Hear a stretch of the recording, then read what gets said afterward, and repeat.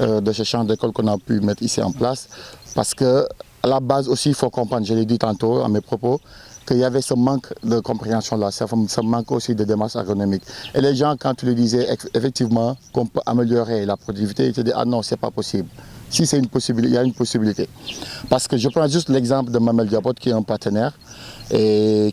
on a initié un partenariat très intelligent. C'est-à-dire, eux, pour leurs besoins de production annuels, ils ont besoin de 10 000 tonnes de mil. Parce que c'est le mil qui est le matière première. Mais ils n'en trouvent jamais. Ils n'en trouvent jamais. La majeure partie sont obligés de l'importer un peu partout vers les Indiens et tout. Et alors qu'on a des terres, on a des cultivateurs qui font de la culture du mil, qui ne parviennent pas à le vendre. Mais il y a des industries qui sont là aussi, qui ne parviennent pas à avoir cette matière première-là. Mais nous, on les a convaincus maintenant, il y a la possibilité. Parce que si on se réfère à la base, qui est le sol, c'est-à-dire le traitement du sol, essayer de faire que ces sols-là soient fertiles. Mais si les producteurs peuvent arriver à avoir des rendements,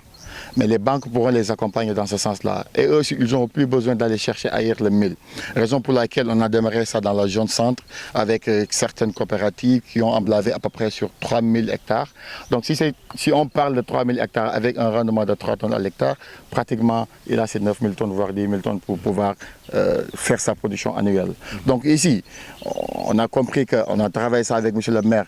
Tout à l'heure, il a dit que le rendement moyen actuellement, c'est à peu près 500 voire 600 kilos à l'hectare. Et ici, d'après vous avez vu ça vous-même, que nous actuellement on est en train de parler de 2,5 tonnes à l'hectare de rendement. Vous voyez, on a presque multiplié par 4 et ça c'est une possibilité. Donc ça peut donner de l'espoir aux gens qui peuvent rester dans leur champ, mais il suffit juste de maîtriser les bonnes démarches à faire. Il suffit juste d'y croire aussi, mais il faut aussi qu'ils parviennent maintenant à changer de mentalité. C'est-à-dire, faut pas se limiter à dire moi j'ai fait du mil uniquement pour faire mes tiarets ou mes fondés. On doit dépasser cela, même si on doit l'utiliser, mais aussi on doit penser maintenant à aller vers l'industrialisation, à aussi faire des partenariats techniques. Et les banques peuvent aussi financer. Raison pour laquelle nous, on a mis un mécanisme de financement avec les banques. Je peux même citer la banque LBA et Baobab aussi. Donc pour leur expliquer que nous pouvons prendre en charge les primes d'assurance parce qu'on a aussi un accord avec la CNAS pour que ces producteurs-là, on les accompagne en termes d'assurance rendement. C'est-à-dire que si le producteur a une assurance rendement et qui n'est pas supportée à sa charge, y compris maintenant, on dit à la banque, voilà, maintenant si vous pouvez financer ces producteurs-là, nous on prend les intérêts bancaires.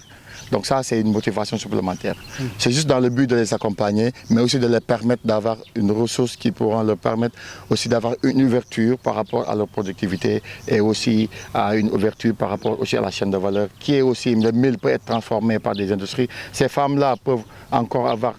d'autres choses parce que quitter ici pour faire des kilomètres juste pour avoir 2000 francs ou 3000 francs, pour moi c'est absurde. Elles n'ont pas le temps de gérer leur famille, elles n'ont pas le temps aussi de gérer pratiquement leur mère et tout. Et donc ça c'est un véritable problème. Mais si nous cherchons des modèles de partenariats intelligents comme ça, dont ils auront la possibilité de cultiver leur terre et aussi d'y rester et travailler, de trouver leurs ressources, pour moi c'est quelque chose qui peut amener un développement durable. Et nous tenons aussi dans cette lancée-là parce que nous voulons apporter le terrain calco veut apporter une solution. Nous ne nous limitons pas à mettre en œuvre notre produit, mais nous voulons aussi contribuer aux besoins publics qui est la souveraineté alimentaire. Mais on dit avant la souveraineté alimentaire, il faut aussi la sécurité alimentaire. Parce que le producteur, s'il n'est pas autonome, financièrement, donc il ne peut pas créer une autosuffisance alimentaire. Donc nous, on lance un appel à l'État dans ce sens-là, qu'ils réfléchissent encore plus sur la base. La base de la chaîne de valeur, c'est le sol. Si le sol n'est pas fertile, mais c'est comme s'il fait un faux départ. Si on fait un faux départ, on est toujours obligé de faire le retour marche arrière. Donc si le départ est bon, si les sols sont bons, je pense qu'on peut vraiment commencer maintenant à avoir des rendements, mais aussi voir d'autres partenariats qui pourront faire. Parce que si on a le rendement qu'il faut, mais il faut d'autres mécanismes, c'est-à-dire des ressources qui sont là pour pouvoir les vendre, mais aussi faire de la transformation pour créer d'autres ressources et pour quand même aller à un instant où le Sénégal peut être un pays importateur, mais pas un pays exportateur. Un pays exportateur autant pour moi, mais pas un pays importateur. Donc, je suis Ababacar Singaï, directeur général Terra Calco Sénégal. Une société c'est une filiale du groupe Carmeuse. Donc, nous sommes venus ici commune Ngogom, de visiter un champ d'école que nous mettre en place pour voir les béykat yi possible na nga mun a am béy am li nga soxla si sa mbay mais loolu yëpp lu ko waral mooy base bi mooy suuf si baax suuf si su baaxul dara du baax donc damay faral di joxe benn exemple boo xam ne dama koy faral di jox sama mbokk yi béykat yi di leen wax ne ku feebar tey boo demee hôpital li la docteur bi njëkk a def balaa mu lay bindal dara day xool sa tension ba pare bu tension bi normalé bu boobaa mu soog la xool ne ah sa tension normal bu normal dina la tension bi normal dina fexe balaa nga fay jógee dina fexe ba delloo tension bi mais bu paree nag da lay joxe yeneen garab yoo xam ne la garab gi da nga koy jëfandikoo mooy yokk sa cawarte garab gi da nga koy jëfandikoo mooy dëgëral say yax garab gi da nga koy jëfandikoo mooy waral tey nga nekk en forme mais loolu yëpp bu la ko bindal da na ah lii kat ñii nga koy jëlee benn matin benn soir wala mun na lii kat bu ko dépassé boo jëlee ëpp mën na la indi ay jafe-jafe waaye boo jëlee lu manqué it mën na la indi ay jafe-jafe loolu tamit même chose ak suuf parce que suuf ak doomu adama amul différence amul benn différence lu suuf si soxla di dund noonu la doomu adama dund bu fekkee si wàllu suuf la nag pH lañ koy wax te pH boobu dafa am lim bu mu war a yem pour suuf si mu luy firnde ne suuf si baax na te su lim boobu noonu bu wàññeekoo maanaam suuf si loo ko teg du ko attan bu ëppee it loo ko teg du ko attan donc tey lu waral loolu mooy ñu fexe de tas ko suuf soosu nekk am doole boo xam ne tey jii loo ko teg dina ko mën a attan ba joxe li waral léegi nag dafa am yeneen lu si topp te loolu c'est indispensable mooy tey engrais chimique bi ñuy wax NPK ak yooyu noonu waxuñu ne loolu baaxul parce que loolu il faut que mu am mais loolu ay ferñeent la loo xam ne day yokku caawarte suuf si la ak urée bi la même chose tey mun nañ boo ko xayma urée boobu mën ko xayma mooy vitamine C rek si suuf si parce que dafa am leneen li mu koy yokk donc loolu dafa am apport bu ñuy andi mais apport boobu ñëw buñ ñëwee andi ko te si suuf si baaxul moo waral tey rendement bi nga soxla doo ko mën a am donc loolu moo waral ñun ñuy gën a lancer benn programme boo xam ne ñun lu ñu bëgg mooy fexe de telle sorte que tey suuf si mën a baax te exemple bi bu ñu ko jëlee am na ñu béy si yenn côté yi gis ngeen seen bopp différence bi am ñoo njëkk a commencé mais ba ñëwee béy tey gis ngeen ni fii ni tey liñ fi xayma ak li fi am bokkul te boo jëloon fii ñoom li ñu doon am si bu njëkk mooy ay 500 wala 600 kilos doon am te tey jii li ñu béy fii ak Terakalko bi ñu ngi commencé di wax 2 tonnes 500 daanaka maanaam que mat na 5 fois de plus donc loolu possible la te lii tey convaincre na ñoo xamante ñu ngi fi sànq maa ngi déglu benn góor bu mu wax sànq ne moom découragé woon na bàyyi woon na suufam mais li mu gis ni tax na tey jii bu subaa bu xëyee dina defarwaat suufam pour fexe ñëw béyaat parce que xam na nekk ni affaire bi du woon problème bi mais li manqué woon rek mooy ñàkk a xam bi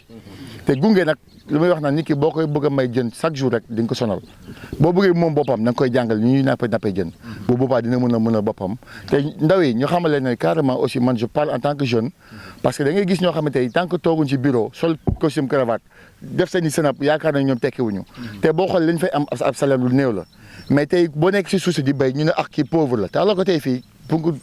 béykat war na mën a nekk milliardaire si réew mi béykat war na mën a nekk millionnaire si réew mi mais loolu nag day fekk mu gëm ko te xam ne suuf si nii mooy base bi lu ma ko jox mun naa ko jëlaat parce que yàgg naa liggéey ay multinationales xam naa njëriñ bi luñ si suuf si mën a andil fii te ñu koy jël di ko yóbbuwaat seen i dëkk mais pourquoi pas ñun aussi ñu mun ko am mais loolu nag pour mu am il faut que état bi yombal accessibilité bi il faut que aussi loolu je lance un appel au si monsieur le maire aussi ñu xool nag la mën a góorgóorlu tey ku soxla suuf mun ko yomb mu am projet boo xam ne tey banque bu mu dem taxaw banque financé ko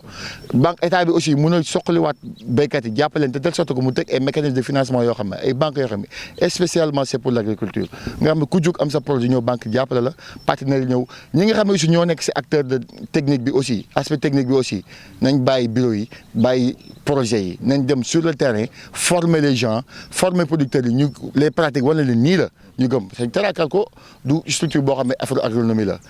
mais tey jii ñun xam nañ ne def nañ sa posture boobu noonu parce que tey ku ñu gis nga yaakaar ay agronome lañ mais parce que dañoo xam ne base bi mu ngi si suuf si béykat bi bu moomee boppam xamal ni mu war a defee mais dootul sonn boo liggéey dootul sonal kenn donc ñun loolu lañ bëgg xool nag lay mën a góorgóorloo waxtaan ak aussi industriels yi ñu ñëw bàyyi importé bi ñuy importé fexe jàppale béykat yi parce que béykat bi boo ko dajalee ne ko man bëgg naa dugub wala bëgg naa mboq fexe ba banque bi lebal ko xaalis ne ko man loo béy fii ma jënd ko mais bu banque ba mu fëgg banque bi dina ko jox xaalis boobaa béykat boobu dina mën a béy te xam ne moom bu tëdd dinaa na loolu ndax jaay na dundam ba pare te béyagul te récolté gul donc loolu dañ ko war a yokk te loolu lañ bëgg a gën a sukkaliku te bu ñu paree dugub bi aussi Mamel Diabot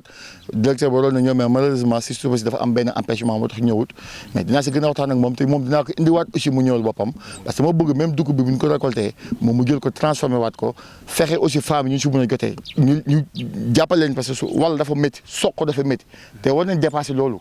toll nañ si niveau boo xam ne jigéen ñi jàmbaat war nañ dépassé fu ñuy soqi day dem si ay des rangs ak yooyu mais mun nañ am ay unités yoo xam ne mun nañ béy dugub bi mën nañ ko transformer mu nekk en farine ñu mën ci utiliser lu ñu ci bëgg a def te duñ ci am benn jafe donc loolu moo waraloon tey tànku Tirakel ko ñëw fi tey te lii aussi defuñ ko fii rek def nañ ko aussi dans la zone centre def nañ ko côté Mbaba Diakhou mooy dans le département de Nioro ñu ngi koy def feneen ak feneen ak feneen donc loolu lañ si am lu ñu ci lancé di leen jaajëfal bu baax tamit. bi ngeen ciy def